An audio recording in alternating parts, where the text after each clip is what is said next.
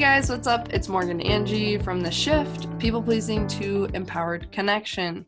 Today we are talking about, are you afraid being you will hurt your spouse? Now I want to talk about this because, again, last week we mentioned a bit about suppression, how you can feel suppressed by your spouse, and there's multiple ways that can happen. One of the ways it can happen is because we're afraid that stepping into who we really are will somehow hurt our spouse. So then we end up suppressing ourselves when we're trying to protect them. So, for example, there's two components kind of to being you, right? There's expressing your thoughts and feelings and your opinions. That's one component of being you. And then there's asking for your needs and wants. And the issue that we run into here is that participating in some of those we feel like is somehow going to hurt them. Like expressing your thoughts and feelings, you might think it's going to hurt your spouse's feelings if you don't agree or you're making them wrong, versus asking for your needs and wants. You might feel like, oh, if I spend money on something I want, then I'm taking money away from my spouse or what they might want. And these ideas, they really keep us stuck. So Angie, do you have an example for us with Sure. expressing your thoughts and feelings? Yes. And Morgan's been saying spouse, and I just want to point out partner, romantic partner, significant other, doesn't have to be your marriage partner. So when I was married again to my first husband, I remember that I had a thought that I didn't want to share with him. And so I wasn't expressing what I truly thought and felt.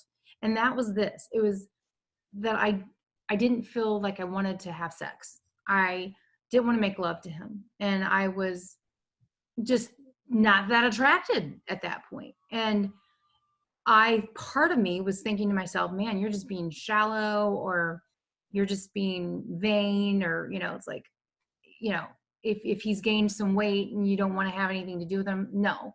But that's what I was thinking, that something's wrong with me, and really what was going on was that he'd lost trust with me over the years of just a lot of, I think, mental abuse and mental manipulation. And I didn't trust him. And so I didn't want to tell him that I didn't want to make love because I was afraid that I was going to hurt his feelings. But the truth is that had I expressed that to him, maybe it would have started us having some authentic communication that would have revealed a lot of our underlying problems and the resentments that I had. But I wasn't talking about my resentments because I thought, well, they're my resentments. Therefore, something must be wrong with me. Yeah. And so that's just an example of not wanting to hurt their feelings. So we protect them, over protection, like we talked about last week. So, yeah. Right. And I love what you said about it all comes back to, I'm not going to say this or do this because I'm the problem. And as long as we believe that, it keeps us stuck and it keeps us not being us. And in this cycle of turns into a nightmare, which turns into a divorce or whatever, and and it's one of those things where, like, even like you mentioned with sex, like the problem isn't usually lack of attraction for women, it's lack of connection. We don't feel attracted when we don't feel connected, and you didn't feel connected, and expressing that maybe could have, helped fix some things. And, obviously everything, worked out the way it worked out, but for other people to know that could be very powerful. Yes. So thank you for sharing that. I have an example too for when we're talking about, for me, like I've always felt a lot of guilt over asking for what I need or what I want. And one example is like with household chores. Like I would feel like I had to do it all. Like I had to do the laundry and the cleaning and the cooking and all that. And there's different dynamics because obviously my husband works, but I felt like I had to do everything outside of him just working. And that was really, really hard on me. But I didn't feel like I could ask for help because I felt like that was me being selfish. Like I couldn't ask for my needs and wants, which was to have more help around the house, because then I'd be taking time away from his playtime. Or with finances, I would feel guilty in asking to spend money on something for myself, or wanting to spend money on something for myself, even if it was something really good, because I'd be like, oh, that's taking money away from him. And what I've been noticing lately is that the way I'm viewing that is just really unhealthy. Um, Right. because there's a better way. Like, we don't have to buy into this idea that stepping into ourselves is somehow going to step on someone else. And as long as we believe that's the case, it will keep us stuck. It will keep us suppressed.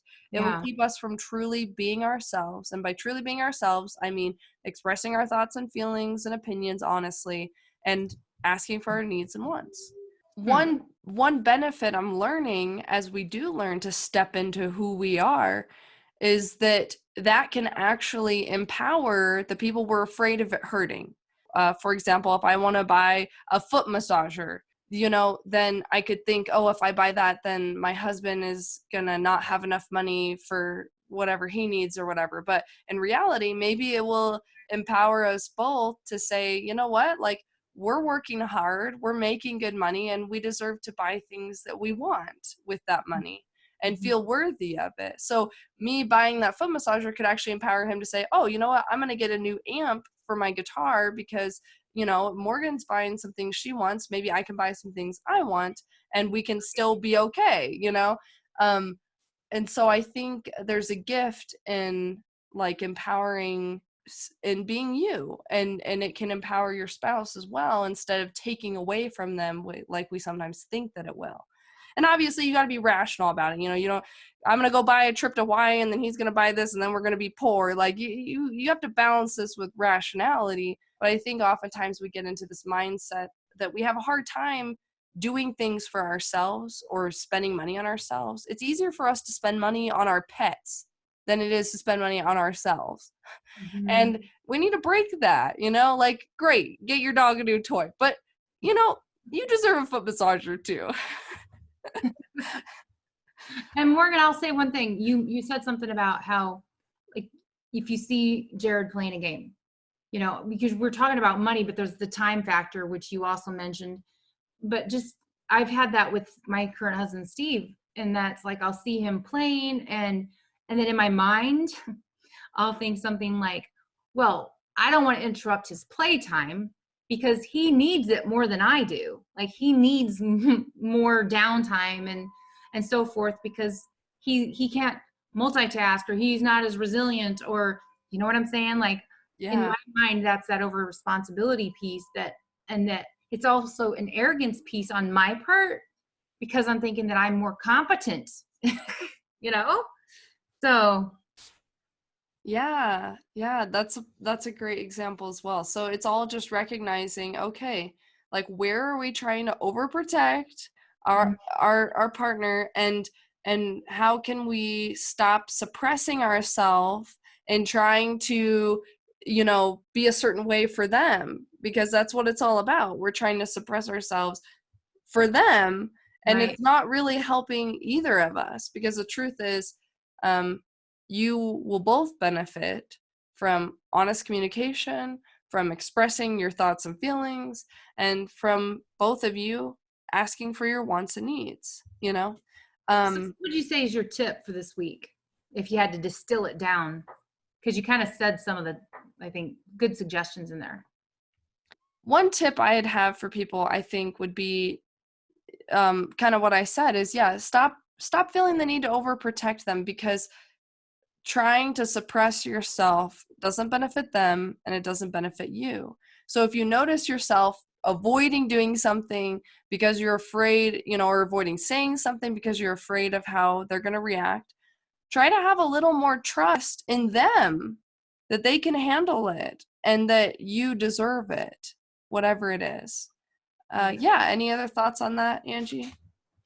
One more thought. The more compassion that we can have for our suppressor, right? The more that they're going to be able to figure things out on their own, and it'll free us up. It'll free our time up. Yeah, thank you. Well, this has been an awesome video Yeah. today. Thank you guys so much for watching. Please comment down below your thoughts on this video and people pleasing and suppression. And this has been Morgan and Angie with the shift from people pleasing to empowered connection. We'll see you guys in the next video. Bye.